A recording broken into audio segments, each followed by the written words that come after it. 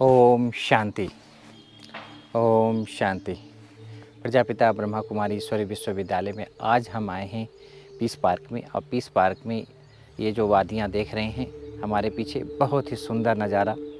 और इस बीच में हम यहाँ भट्टी करने के लिए आए।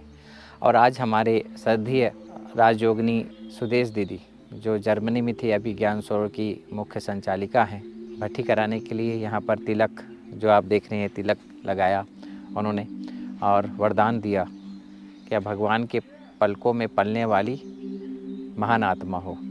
तो ऐसे वरदानी से भरपूर हमारा ये समय जो बीता 1 घंटे का, उसमें उन्होंने जो क्लास कराया तो उसका सारांश आपको सुनाना चाहेंगे। दोस्तों, ज्ञान मार्ग बहुत ही रहस्य भरा मार्ग है और इस मार्ग में ज्ञान के तत्वों को जानना अति आवश्यक है, क्योंकि अगर ज्ञान को नहीं समझेंगे तो हो सकता है कि हम योग के चक्कर में अपने आप को आग से जला बैठे। तो ज्ञान के साथ साथ योग ज़रूरी है, योग के साथ साथ ज्ञान भी ज़रूरी है। तो ज्ञान योग की ये जो 2 धारा हैं, इसके अनुकूल अगर हम चलते हैं तो हमारा जीवन बैलेंस में बना रहता है।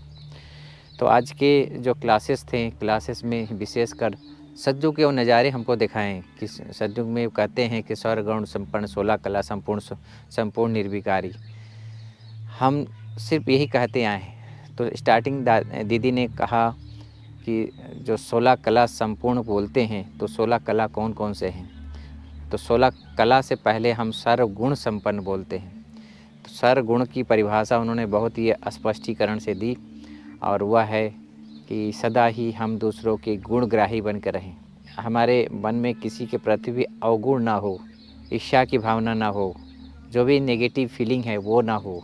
तो ये चीज़ का हमें विशेष आभास दिलाती है कि हम हर एक की गुण को चोरी करें। सपोज कोई किसी ने हमारी निंदा की, तो क्या हम उसको क्या करेंगे? हम भी उसके इसके जवाब पत्थर से देंगे? नहीं, हमें शुभ भावनाओं की किरणें देनी है। कभी भी उनके प्रति हमें नेगेटिव नहीं बोलना है। अगर हम नेगेटिव बोलते हैं तो हमारा कला कम होता है। और उन्होंने बहुत अच्छा तथ्य बताया। सपोज आपकी महिमा हो रही है और किसी ने आपको जेलसी के मारे टोंट कस दिया। जो टोंट कसने वाला जो व्यक्ति है वो अपनी कला कम कर रहा है, और जो विशेषताओं को देखकर आगे बढ़ने या बढ़ाने वाला व्यक्ति है वो खुद भी आगे बढ़ रहा है और दूसरों को भी आगे बढ़ा रहा है। तो इस ज्ञान मार्ग में बहुत अच्छे अच्छे रहस्य खुलते जा रहे हैं। और जब हम इस रहस्य को जानने लगे तब हमें पता चला कि ये ज्ञान मार्ग सचमुच में अटपटा चटपटा खटपटा है। और इस ज्ञान मार्ग को समझने के लिए बहुत महीन बुद्धि चाहिए, और जितना हम महीनता में जाते हैं तो हमारे अंदर में एक दिव्यता, एक अलौकिकता जीवन में आने लगती है। सर्वगुण का मतलब आप भावार्थ आपने समझ गए होंगे कि हर एक की विशेषताओं को, चाहे कैसी भी परिस्थिति हो, उनकी विशेषताओं को अपने अंदर धारण करना, अवगुण नहीं देखना। जो बाबा डायमंड हॉल में एक बार कहा था, भले काला कोयला ही क्यों ना हो, लेकिन एक विशेषता तो ज़रूर होती है, उसने भगवान को पहचाना है। तो ये उसकी बहुत बड़ी सी विशेषता है। तो हम उस तत्व को जानते हुए भी हम आगे बढ़ेंगे तो सर्वगुण संपन्न बनते जाएंगे। और फिर उन्होंने कहा कि 16 कला संपूर्ण। तो 16 कला संपूर्ण में मुख्य मुख्य जो कलाएं होती हैं, वो कला जैसे कि दीदी कहती थी, मर मर झुक झुक सीख सीख। तो उसमें से एक कला आती है सीखने की कला। तो ऐसे ही 16 कला हैं जो मुख्य होते हैं, और उस कलाओं से हम 16 आना संपन्न मानते हैं। तब हम मान्यता, हमको डिग्री मिलती है और फिर हम आगे बढ़ते हैं। उसके बाद बहुत अच्छी उन्होंने तथ्य बताया कि 5 प्रकृति जो है हमारे शरीर में, जो 5 प्रकृति है, जल, आयु, अग्नि, आकाश और पृथ्वी। तो इसमें बहुत सबसे भारी चीज़ जो है, जो हम इस शरीर को जला देते हैं तो बच जाता है राख। तो राख जो है वो सबसे भारी होता है। बाकी जो है हवा में उड़ने वाली चीज़ होती है। कि देह के भान में हम जितना हम रहते हैं, हम उतना ही अपने ओरिजिनल संस्कार को भूले हुए रहते हैं। देह भान को भूलने के लिए हमको कुछ भी आवश्यकता नहीं है। कहीं हम अलग से गुफा में जाएं, कोई अपने ईजी बाबा ने बताया कि अपने आप को ओरिजिनल आत्मा समझो, जो हो जैसा हो अपने स्वरूप में स्थित होकर चलो, मानो और करो। 5 तत्वों के बारे में पहला तत्व उन्होंने बताया कि पृथ्वी। जब ये पृथ्वी जो है इतनी भारी है, उसमें हम लोग टिके हुए हैं। 1 भाग थल है और 3 भाग जल है। शरीर में भी 75% जल है। जब हम देखते हैं कि अगर उसको हम रोकने का या कुछ करने का कोशिश करते हैं पानी को, तो पानी रुकता नहीं है, बहाव में बह जाता है। उसको पकड़ने की कोशिश कर, पकड़ाता नहीं है, वो अपना धारा ले लेता है, अपना स्थान ले लेता है। तो हर एक का अपनी अपनी विशेषताएं हैं। उसके बाद हम आगे बढ़ते हैं, वो आग।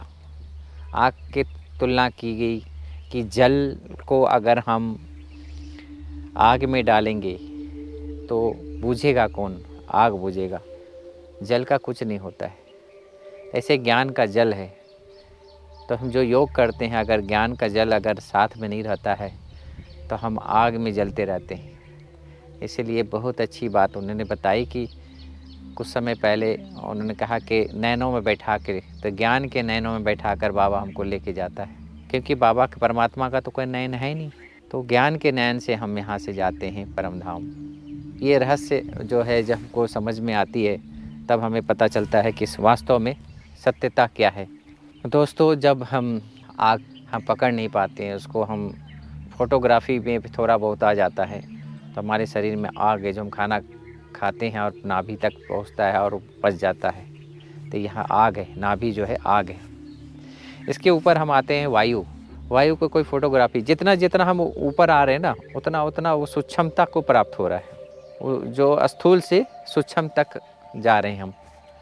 तो बहुत यहाँ पर समझने वाली बात ये थी कि जैसे जैसे हम ऊपर आ रहे हैं, वैसे वैसे हमारी बुद्धि महीन होती जा रही है। अब यहाँ पर वायु आया तो वायु को हम खींच नहीं सकते, महसूस कर सकते हैं। ठंडी हवा चल रही है, अभी गर्मी हवा चल रही है, त्वचा को फील होता है। इसका फोटोग्राफी नहीं हो सकता है, इसको हम टच नहीं कर सकते हवा को, बल्कि हवा हमको टच करता है, क्योंकि वो दाता प्रकृति ने, भगवान का दिया हुआ चीज़ है वो।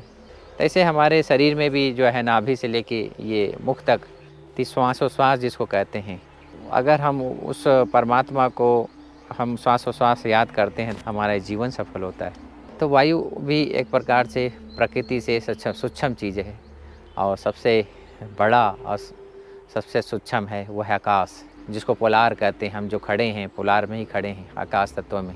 इसकी कोई तुलना नहीं है। तो वास्तविकता यही आती है कि जब हम पोलार में आते हैं तो वहाँ असम्य माना खाली स्थान है ना। जैसे भगवान हमको डेली इस सृष्टि पर हमको भेजता है कोरा कागज़ देकर, मनसा से, वाचा से, कर्मणा से, और तुमको लिखना होता है, सोच कर, कर्म कर कर, बोल कर, ये लिखना होता है। डेली हमको देता है अवतरित करके। तो ऐसे आकाश तत्वों में खाली है, डब्बा ये खाली है। तो वो जो बातों रूपी बादल जो आते हैं ना, तो आज जब मैं सुबह सुबह वॉकिंग कर रहा था तो मैं सूरज की जो गोल्डन किरणें देख रहा था, वंडरफुल था। और ये आकाश तत्वों में ही वो बादल दिखाई दे रहे थे। तो सतयुग का सुनहरा जो पल होगा वो बहुत ही सुंदर होगा। क्यों?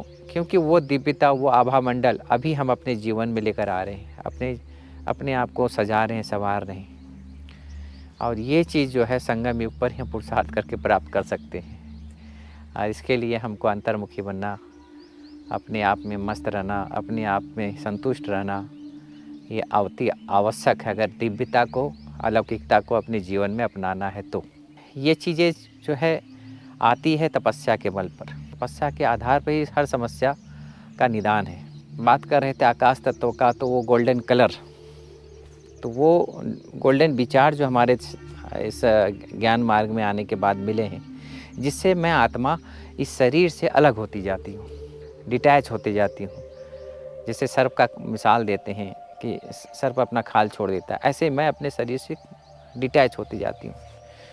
तो वो विशेषता हमें अपने जीवन में अभी लानी है, देही अभिमानी बनकर, अशरीरी बनकर, और ये बाबा ही कराता है, हमारे बस की बात नहीं है। फिर एक चीज़ बहुत अच्छा अंडरलाइन कराया, फोकस किया, स्पष्टीकरण किया, स्वाभाविक संस्कार क्या होता है। संगठन में हम जब रहते हैं, योग करते हैं, बहुत अच्छा योग लगता है। जब अकेले रहते हैं तो वहाँ योग की जो परसेंटेज है कम हो जाती है।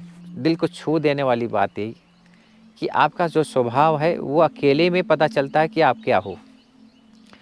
और जब संगठन में जाते हैं तो वहाँ तो संगठन का बल काम करता है, सर उनकी शक्ति काम करती है। लेकिन जब अकेले में जो अब अपनी घोट नशा चढ़े वो अपना स्वभाव हमारा बना देता है। तो ऐसे ही मैं एक बार अचानक ही मैं टोली डिपार्टमेंट में गया और आतम भाई ऐसे ही सोल कॉन्शियस होकर बैठे हुए थे आत्म भान में, तो वो दिखाई दे रहा था। ऐसे हम जब भी बड़ों से मिलने जाते हैं तो कुछ न कुछ एक विशेषता, जैसे अभी अभी सुदेश दीदी जब आधा घंटा योग कराया तो मुझे वो ऐसा लगा जैसे झरने में हम नीचे बैठे हुए हैं, उनकी आंखों से आंसू भी आ रहे थे योग करते हुए। वो देख के मेरे को वंडर लगा, मुझे झरना याद आ गया, झरने में हम कैसे स्नान करते हैं। तो मैं उस स्वरूप में चला गया कि ये ममतामयी, करुणामयी, दयामयी, रूहानियत से भरपूर इस झरनों में मैं नहा रहा हूँ। नस नस ढीला हो गया था भाई साहब। ऐसा लग रहा था जैसे कि उनकी जो आँखों में जो आँसू निकले ना, तो मेरी आँखों से अभी आँसू निकलना चालू हो गए थे। कितना भगवान की पालना, आज का वरदान मुझे मिला कि तुम भगवान के पलकों में पलने वाली महान आत्मा हो। तो सचमुच में मुझे भी वो बचपन के दिन याद आ गए और मेरे आँखों में अभी आँसू आ गए। तो दीदी की वो पालना याद आते हैं। और उससे आगे हम निर्मला दीदी की जब हम पालना लिया, उनकी भी याद आ रही थी क्योंकि उनके स्टेज पे दीदी बैठी हैं। तो निर्मला दीदी भी निर्मल आश्रम जैसे कहते हैं, निर्मल आश्रम वैसे वो दीदी थी। तो ये कुछ तथ्य बातें जो हम आपको आज सुनाएं, ये आज की मुरली का सारांश था। और ये आती है हमारे अपने पुरुषार्थ में ऐड करने से। तो जब हम बड़ों के जनरल क्लास अलग होता है, लेकिन जब भट्टी की क्लास होती है तो अंतर्मुखता की ओर लेके जाता है क्लास हमें। तो कुछ न कुछ नया शब्द हमको सुनने के मिलते हैं, क्योंकि जो बड़े होते हैं काफ़ी घोट कर नशा चढ़ाया हुआ होता है और अपने उस नशे में ही हमें वो सब सुनाते हैं तो हमें भी नशा चढ़ जाता है। तो वास्तव में जब बड़ी बहनों का जब अनुभव या क्लास सब लेटेस्ट चलता है तो हम चाहेंगे कि आप सभी ज़रूर करें और उनके भावना को, उनकी भावार्थ को समझकर अपने वर्तमान जीवन को चलाएं। आज के भट्टी का जो सारांश रहा यही रहा। फिर मिलते हैं एक नए समय पर, नए सार, नए गुह्य रहस्य को सामने लेकर। तब तक के लिए ओम शांति, ओम शांति, ओम शांति।